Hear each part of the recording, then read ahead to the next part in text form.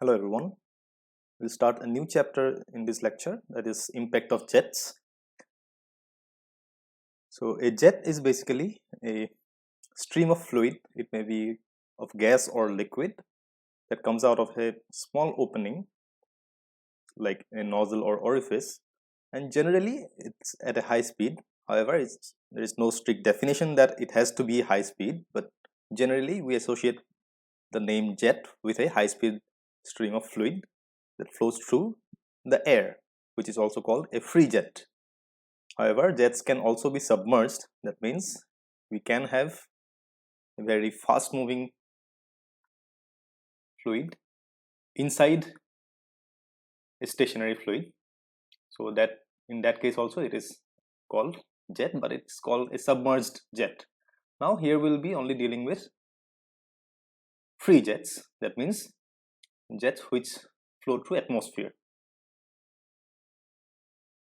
So it will be coming out of a nozzle like this, which has a small opening and will flow in a certain direction. Now, when this jet hits a solid surface, the fluid gets diverted. How does it happen? Let's see. If we have a plate like this, a flat plate suppose. So, when the jet hits the surface, then the fluid will get deflected along the surface of the solid plate like this. So, now when this direction has changed, we can also say that velocity has changed, and if velocity is changing, that means momentum is also changing. And whenever we talk about change of momentum, then we associate it with force. So therefore, the rate of change of momentum of this fluid will be equal to the force exerted on that particular solid plate. So we'll try to establish it mathematically. So we'll take the example of a very simple example of a stationary flat plate which is hit by a jet normally. That means we'll take a plate like this, and it is stationary. That means it is fixed to some kind of wall or something, and it is hit by this kind of a jet in a perpendicular direction. So this angle is 90 degrees. Now density of fluid, let's say it is rho, velocity of the jet is v, and cross-sectional area of the jet is equal to a. Cross-sectional area means this small area. Now the charge, or that is volume of liquid or fluid coming out of the nozzle per unit time is a into v. Now that same discharge will be equal to the volume of fluid hitting this surface per unit time. And if we get the volume of liquid hitting the plate per unit time, we can also get the mass of liquid hitting the plate per unit time, which will be simply multiplying this quantity with density rho. It means mass of fluid hitting the plate per unit time is rho into q, and therefore it is rho av. After that, the momentum of fluid hitting the plate per unit time in the normal direction. Now in this case we have to specify the direction because we are now talking about momentum, which is a vector quantity, unlike mass. Here we didn't care about the direction in this case, but here, since we are talking about momentum, we have to specify the direction, and therefore in this case we are taking the normal direction, normal to the plate. That means the direction of the jet. So along this direction, the momentum is the mass per unit time, which is rho av, multiplied by velocity. That will give us momentum per unit time. Now if you check the dimensional formula of this, you are not going to get the dimension of momentum, but you'll get momentum divided by time. And we can also call it rate of momentum hitting the plate normally. So after hitting the plate, the fluid gets diverted in these directions, and the direction of fluid changes by 90 degrees because it is a flat plate and it is hit in a normal direction. So the fluid cannot go in any other direction. It is bound to flow along the surface, and therefore it is deflected by 90 degrees. So velocity along the axis of the jet, that means after hitting the plate, it has some velocity. The water is still flowing outwards, but velocity along the original direction, that is along the axis of the jet, has become zero because the component of this velocity in this direction will be zero because of the 90-degree angle. Then change of momentum per unit time,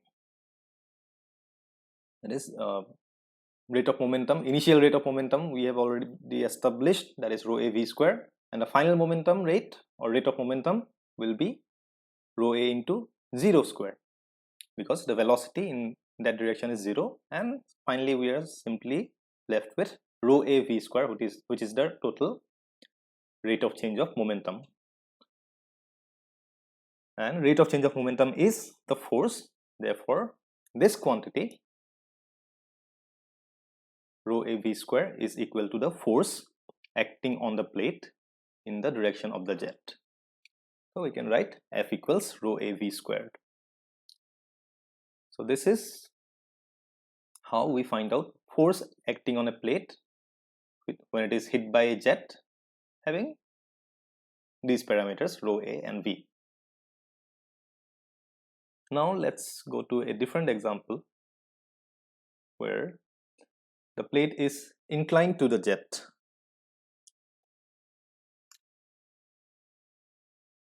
Now when it is inclined to the jet, water will still be deflected along the surface, but the problem in this case is that the angle is not 90 degrees. Means this part of water is getting deflected by this angle, suppose theta 1, but this part of liquid is getting diverted or deflected by another angle which is suppose theta 2, and that poses a problem because in the previous case we simply found out we found that the final momentum after hitting the plate becomes 0 along the direction of the jet, but in this case it cannot be done.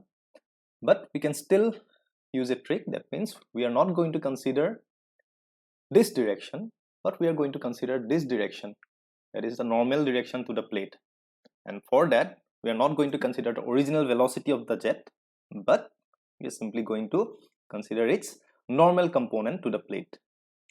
So if this velocity is v and this angle is theta, then we are going to consider the v sine theta component of it, and then we'll try to operate this whole procedure. So using this trick we are going to find out the normal force on the plate, and mass hitting the plate per unit time in this case is again rho a v because it is not dependent on direction, it is only the mass hitting the plate per unit time. It doesn't matter if you put the plate like this or like this or like this, the mass hitting per unit time will be the same. And momentum per unit time will be, now in this case we have to multiply with the component of velocity because now we are associating direction with it. So momentum per unit time, here it should be written normal to the plate.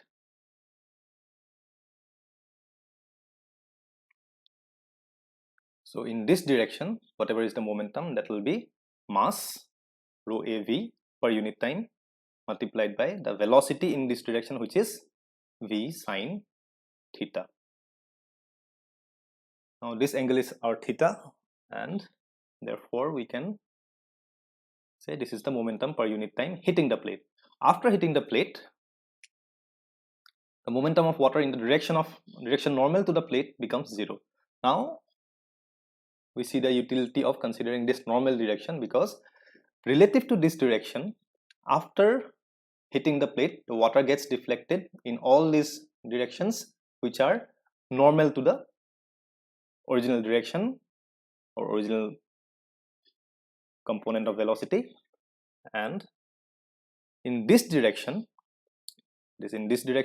component of all these deflected velocities will be 0, because we considered the problem in such a way. Now, just to have a little bit of idea, when you consider this plate, and if we hit it by a jet normally in perpendicular direction, then water will be deflected in all these directions.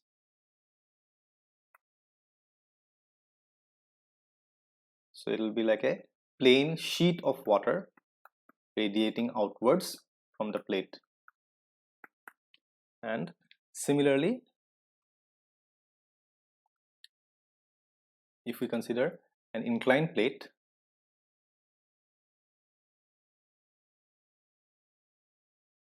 which is hit by this kind of a jet,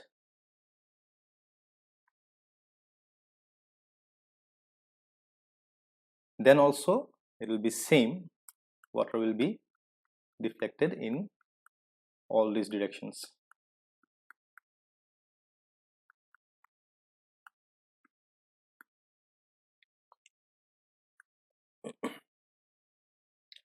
And in this case, in the second case, the angle is not equal for all the portion of the water which is deflected, because this portion of water will be deflected by 90 degree.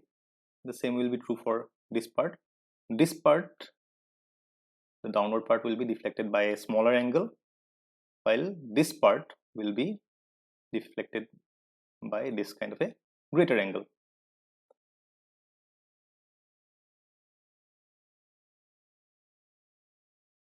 And for this reason, we are considering the normal component in this case.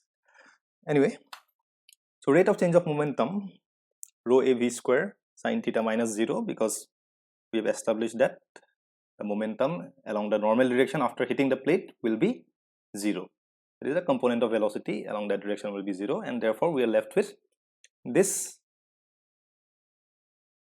expression for rate of change of momentum, which is equal to the force acting normal to the plate. And therefore on top of that we can write that force, that is the normal force, is equal to rho a v square sine theta. It is this force. After that, we can resolve that force into the two components, that is in this direction and in this direction. So the normal force can be resolved into two components, one along the direction of the jet and one normal to the direction of the jet. The original force that we calculated or we derived is normal to the plate, and that can be again resolved into these two components. So component along the axis of the jet, that is the x component, will be simply Fn into sine theta, where if this is theta, then this angle is also theta, and therefore this component is the sine component, and component perpendicular to the axis of the jet will be Fy, and this will be the cos component, and we'll be having these two expressions for force acting on in the directions parallel to the jet and perpendicular to the jet. We'll leave some problems for you in the Google Classroom, and that's all for this portion of this chapter. Thank you.